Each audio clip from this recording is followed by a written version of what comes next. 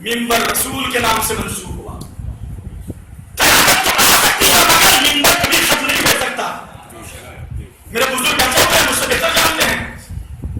تاریخ پر ان کی نظر ہوگی کہ آج بھی اگر کوئی جلسہ ہوتا ہے تو تخت پہ کھڑے ہو کے تقریر کی جاتی ہے. مگر یہ ہدایت کا معجزہ ہے میرا دل. تخت پہ کھڑے ہو کے جو انسان بولتا ہے زبان مڑ کھڑا جاتی ہے. کہتا کچھ ہے بولتا کچھ ہے, زبان سے کچھ ادا ہوتا ہے, مگر یہ ممبر رسول کا صدقہ ہے. جب تک ادھر سے تائید نہ ہو تو بول نہیں سکتا. اور جب ذاکر بولتا ہے تو ایسا محسوس ہوتا ہے جیسے دریا بہ رہا ہو کہ میرے ذاکر تو بولتا چلا جا رہا ہوں, میں دیتا جاؤں گا. تخت پہ کھڑے ہو کے تقریر کی. کہاں ہے وہ تخت؟ تقریر کرنے والے کہاں گئے؟ وہ تخت کہاں گیا؟ غدیر میں جو ممبر سجایا گیا تھا آج بھی سجا ہوا, ابھی بھی غور نہیں کیا. ارے تخت کا جو وارث تھا وہ نیست و نابود ہو گیا, ممبر کا جو وارث ہے وہ بندہ ہے. نعرے سلامات.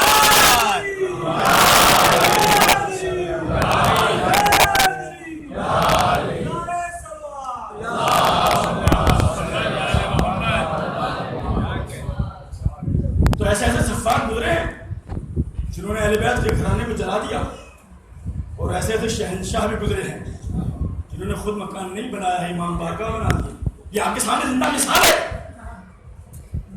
امیر شام زندگی گزار رہا ہے, بہترین زندگی, اور اپنے غرور و تکبر ایک جملہ کہتا اب کوئی علی کی محبت پہ زندگی گزارنے والا کوئی نہیں. کسی نے کہا امیر شام کیا کہتا ہے؟ ایک خاتون ہے جو زندگی گزار رہی ہے محبت علی پر. اچھا جاؤ اسے گرفتار کر کے لاؤ میرے دربار میں. گئے 10-5 آدمی, اور جانے کے بعد کہتے ہیں خاتون تجھے ہمارے امیر نے بلایا ہے دربار میں. دیکھیے خاتون ہے, مگر جب محبت علی پیدا ہوتی ہے کیا کہتے ہیں, واہ سبحان اللہ. کون بلا رہا ہے کہ ہمارا امیر دربار میں جاؤ. کہ اس کا ہمیں پتہ نہیں ہے مگر بلایا ہے. خاتون کی اٹھ کے کہتی ہے جا کے اپنے امیر سے کہہ دینا کہ جو قدم علی کے دروازے میں پہنچ گئے وہ آیا غیرہ کے دروازے میں نہیں کہتے. جا کے کہتے اپنے امیر سے.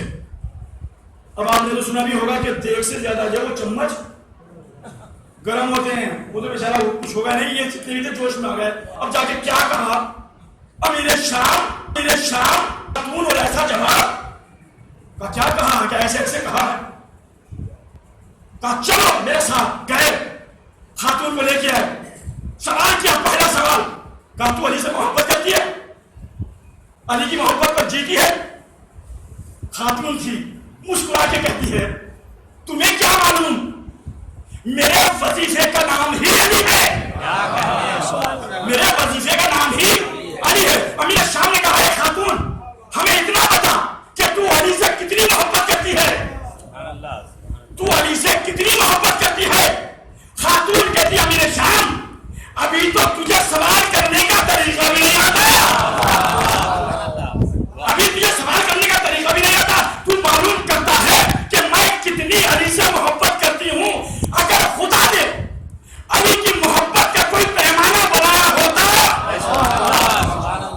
اگر کوئی ترازو بنایا ہوتا, پیمانہ بنایا ہوتا, میزان بنائی ہوتی تو میں تجھے تول کے بتاتی, میں تجھے تول کے بتاتی کہ میں علی سے کتنی محبت کرتی ہوں. امیر شاہ نے کہا اسے کچھ دے دو, اس کا منہ بند کر دو. کہا کہ میں تجھے کچھ دینا چاہوں تو لے لے گی. ہائے قربان علی کی چاہنے والی. کہا امیر شام جو تو دینا چاہتا ہے وہ میں لے لوں گی, مگر یاد رکھنا قیامت تک علی کی عزت میری نگاہ میں علی رہے گا, تو رہے گا.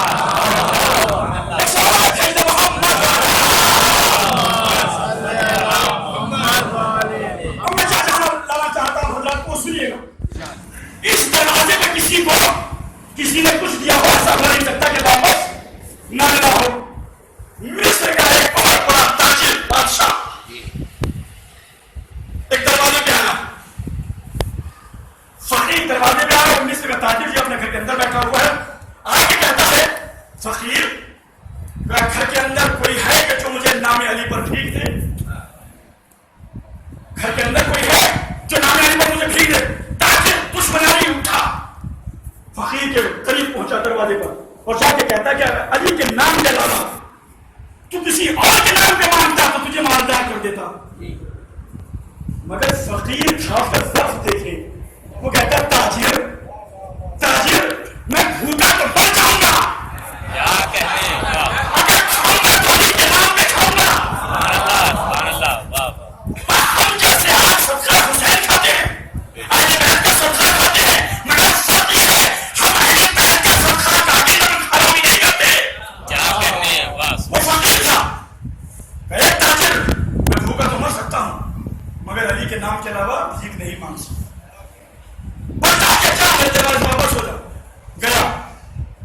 جب مصر کا بادشاہ گھر سے باہر نکلا پھر وہی فقیر دروازے پہ آیا آگے کہتا ہے جو مجھے نام علی پر بھیک دے. اب اس کے جو گھر میں زندگی گزار رہی تھی وہ علی کی چاہنے والی تھی. وہ اپنی جگہ سے اٹھی دروازے پہ آئی, آنے کے بعد اپنے کانوں سے گوشت والے کو نکالا اور اس کے حوالے کر دیا اور ایک جملہ کہا فقیر سے, فقیر اگر تو میرے علی کے نام پہ جان بھی مانگتا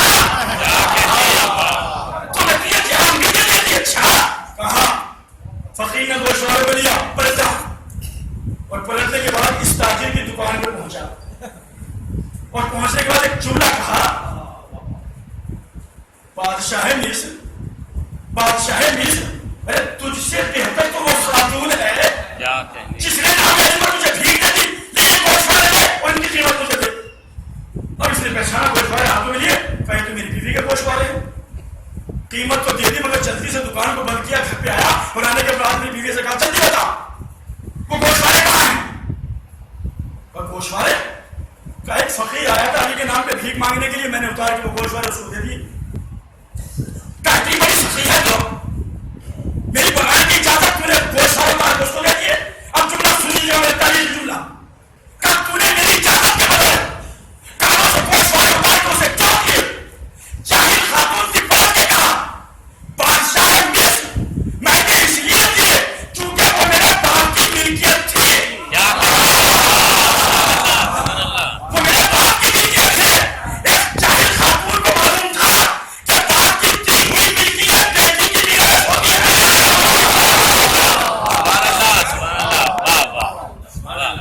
باپ کی ملکیت بیٹے کی میراث ہوتی ہے, میں نے اس لیے دی. اچھا تم نے گوشت والے دے دیے, اگر میں کچھ مانگوں تو دے گی. کمان چاہے کہ مجھے وہ ہاتھ چاہیے جس ہاتھ سے تم نے گوشت والے دیے. علی کی چاہنے والی نے ہاتھوں کو پھیلا دیے. ہاتھ آتے جنات کا اٹھا تلوار لے کے ہاتھوں کو ختم کر دیا. اور پھر دوسرا فکرہ کہا کہ علی کی چاہنے والی مجھ پر حرام, گھر سے باہر نکل دیا. گھر سے باہر نکال دیا, روتی ہوئی چلاتی ہوئی خون دبا کر جا کے راستے بیٹھ گئی. رات کا سناٹا تھا, ادھر سے ایک فقیر گزرا, قریب بیٹھ گیا کہ کیا بات ہے, واقعہ بتایا کہ اگر میں تجھے اپنی بیٹی بنا کے گھر لے جاؤں کیا تو تیار ہے. کہا میں تیار ہوں. فقیر نے گھر لے آیا. علی کی چاہنے والے نماز شب کی پابند, نماز کی پابند, جیسے عبادت کرنے کے لیے اٹھی مصلی سے ایک نور نکلا, مصلی سے ایک نور نکلا. اور جب نور نکلا تو آسمان تک جا رہا تھا. ادھر سے ایک تاجر بادشاہ پھر گزرا, دروازے میں دستک دی کہ یہ بتاؤ تمہارے دروازے سے یہ نور کیسا نکل رہا ہے. کہ میری بیٹی مصلی عبادت پہ ہے, وہ عبادت کر رہی ہے. کہ یہ ہو سکتا ہے کہ میں آپ کی بیٹی سے اپنا عقد کر لوں, شادی کر لوں, آپ کی اجازت ہے. یہ فقیر گیا اس کے پاس, اجازت نہیں. اس نے کہا کہ بابا جان تیار ہوں میں, آپ جا کے بتا دیجیے گا مگر سب کچھ بتا دیجیے گا کہ میرے ہاتھ نہیں ہے.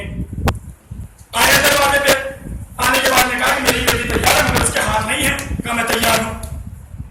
بڑی دھوم دھام کے ساتھ جب رخصت ہونے والی تھی, سامنے رسول خدا ہے, علی مرتضیٰ ہے. رسول نے پلٹ کے علی سے کہا جانتے ہو نا علی, اس نے تمہاری محبت میں اپنے ہاتھوں کو پکڑا, تمہاری محبت میں اس نے اپنے ہاتھوں کو پکڑا دیا.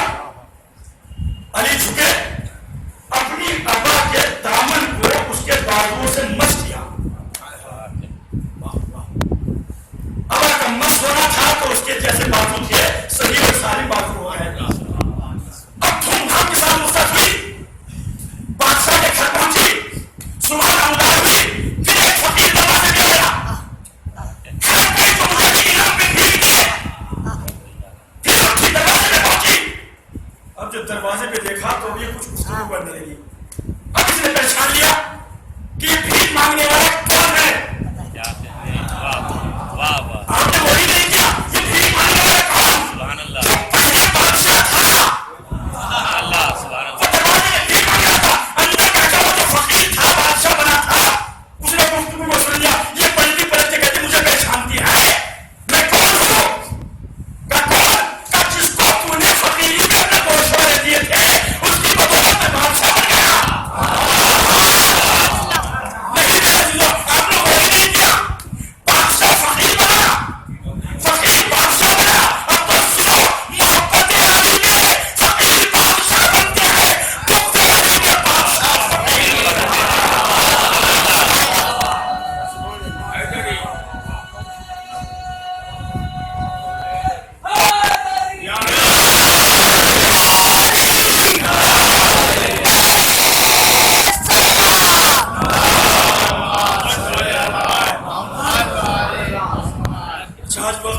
شعر و شاعری کا لکھ کے لے کے آیا تھا مگر جو ہے ٹائم ایک سلام کیسے محمد والے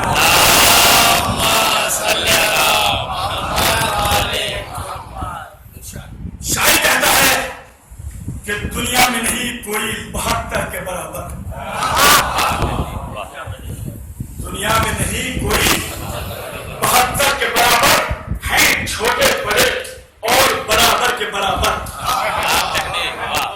دنیا میں نہیں کوئی 72 کے برابر ہیں چھوٹے اور بڑے اور برابر کے برابر لاشوں پہ کھڑے ہو کے بھی کچھ عقل کے دشمن لاشوں پہ کھڑے ہو کے بھی کچھ عقل کے دشمن قد اپنا سمجھنے لگے حیدر کے برابر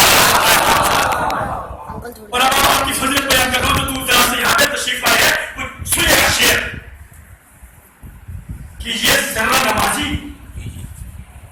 یہ ذرہ نوازی تو سرے فرش عطا دیکھ یہ ذرہ نوازی سرے فرش عطا دیکھ ہم لوگ بھی بیٹھے ہیں پیغمبر کے برابر ہم لوگ بھی بیٹھے ہیں پیغمبر کے برابر کچھ روز یوں ہی خدمت مولا میں رہے تو کچھ روز یوں ہی خدمت مولا میں رہے تو جبریل بھی عمر کے برابر